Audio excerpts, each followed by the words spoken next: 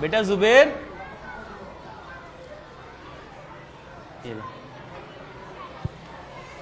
जुबैर ये कितनी उंगलियां हैं? भाई इसको क्या मालूम, इसके अब्बू से पूछेंगे, इससे तो कम दिखाई देता है। यार मैंने कितनी बार कहा कि मेरे वाले साहब का मजाक ना उड़ाया करो। अब तुम्हारे बाबा की आंख ऐसी है तो हमारे क्या कसूर।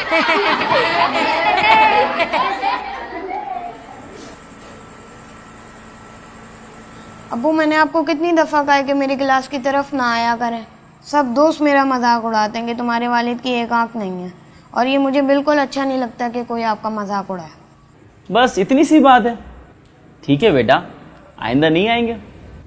वालिद ने बेटे की मजबूरी को देखते हुए फैसला किया कि आइंदा वो उसके दोस्तों के सामने उसके रूबरू जाने से गुरेज करेंगे। लेकिन जैसे जैसे वक्त आगे बढ़ रहा था, जुबैर जिंदगी में कामयाबियां हासिल करता जा रहा था। उसका ये खौफ बढ़ता जा रहा था कि उसके वालिद की वजह से लोग मजाक ना उड़ाएं। जुबैर जिंदगी में कामयाबियां समेटता हुआ जब शादीशुदा जिंदगी की तरफ जाने का सोचने लगा, तो बाप की कुजी उसके लिए एहसास कमतरी का बायस बनती जा रही थी, जिसके बाद उसने शादी से कबल ही बाप से अलहदगी का फैसला किया। मेरा बेटा कहीं जा रहे हैं क्या? जी। कुछ बताया भी नहीं है, यूं ही चुपचाप। जिंदगी के सफर की शुरुआत है, अभी मुझे बहुत कुछ करना है, शादी करनी है, इसलिए मैंने फैसला किया है कि मैं अलग रहूंगा। आपको किसी चीज़ की ज़रूरत हो तो बता दीजिएगा। नहीं बेटा, मुझे आपकी कामयाबी चाहिए, जहां भी रहें आप खुश रहें। जुबैर ने वालिद से अलहदगी के बाद शादी कर ली। कुदरत ने उसे औलाद की नेमत से नवाजा। उसके पास घर, बीवी, बच्चे सब कुछ था। वो नफ्सियाती तौर पर बाप के बगैर जिंदगी को कबूल कर चुका था। लेकिन उसका वालिद अक्सर व बेशतर दूर से ही सही, लेकिन अपने बेटे को देखता, पोते पोतियों को देखता और खुश होता। वक्त गुजर गया। एक रोज उसके वालिद ने सोचा कि वो बेटे से मिले और अपनी जमा पूंजी उसके हवाले कर दे, और वो वहां जा पहुंचा। जाओ बेटा, दरवाजा खोलो, देखो कौन है।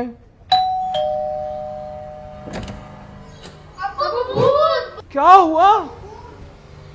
माजरत बेटा। क्यों डर रहे हो? भाई जिन बाबा है, इन्हें वापसी भेजने में डर लग रहा है। 100 बार कहा है कि मत आया करें यहाँ पे। माफ करना बेटा। माफ आप मुझे कर दें और नहीं आया करें यहाँ।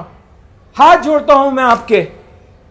दिल ना दुखाना कभी भी इनका, इनकी रिज़ा में रब की रिज़ा है। थक गया, आओ थोड़ी देर आराम कर लेते हैं। बाबा आपके साथ कितना मजा आता है। हाँ, बाबा साथ हो तो मजा तो आता है। लेकिन बाबा आपके बाबा तो आपके साथ नहीं है, तो आप कैसे मजा आते हैं? मजा तो नहीं आता, लेकिन कभी कभार कोई मजबूरी। कैसी मजबूरी बाबा? तुम्हें मेरे बाबा से मिलना है? जी जी जी। चलो आज मैं आपको अपने बाबा और आपके दादा जान से मिलवाता हूँ। चलो।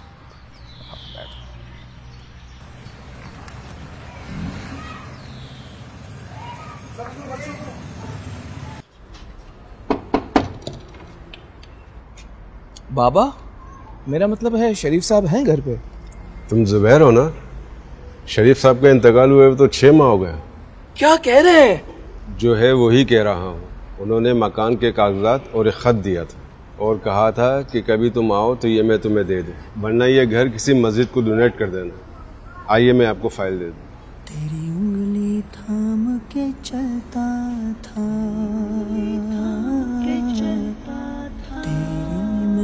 अस्सलामु अलैकुम वरहमतुल्लाहि वबरकातुहू। उम्मीद है तुम ठीक होगे। मैंने निहायत मुश्किल हालात में तुम्हें पढ़ाया और तुम्हारे लिए बड़ा आदमी बनने का ख्वाब देखा। मेरी एक आंख का होना तुम्हारे लिए हमेशा बाइसे शर्मिंदगी रहा। मैंने जानकर भी कभी तुम्हें बताया। तुम छोटे थे, तुम्हें कैंसर हो गया था, तुम अस्पताल में एडमिट थे। मैं तुम्हारे ऑपरेशन की फीस लेकर, जो मेरी जमा पूंजी थी, लेकर अस्पताल की तरफ आ रहा था कि मेरा एक्सीडेंट हो गया और मेरी आंख में चोट आई। मुझे एम्बुलेंस के जरिए अस्पताल पहुंचाया गया। डॉक्टर ने कहा तुम्हारी आंख का ऑपरेशन करना पड़ेगा, वरना तुम्हारी आंख जाया हो जाएगी। मेरे पास दो रास्ते थे, या तो मैं तुम्हारी जिंदगी बचाता या अपनी आंख।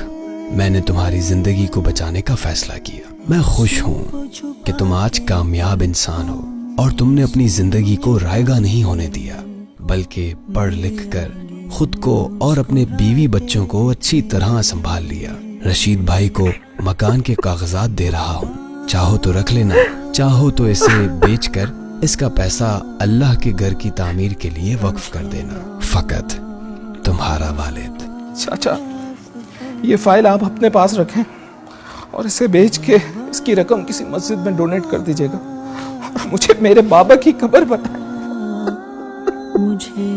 दूसरों का मजाक उड़ाना हमारा मामूल बनता रहा है, जबकि कुरान मजीद फुरकान हमीद में अल्लाह ताला ने इरशाद फरमाया, मर्द दूसरे मर्दों पर ना हंसें, हो सकता है कि वो उन हंसने वालों से बेहतर हों, और ना औरतें दूसरे औरतों पर हंसें, हो सकता है कि वो उन हंसने वालियों से बेहतर हों, और आपस में किसी को ताना ना दो। जबकि वालिदैन की इताअत और हुकूक के बारे में तो कुरान और हदीस में मुतअद्दिद बार कहा गया, और तुम्हारे रब ने हुक्म फरमाया कि उसके सिवा किसी की इबादत ना करो, और माँ बाप के साथ अच्छा सलूक करो।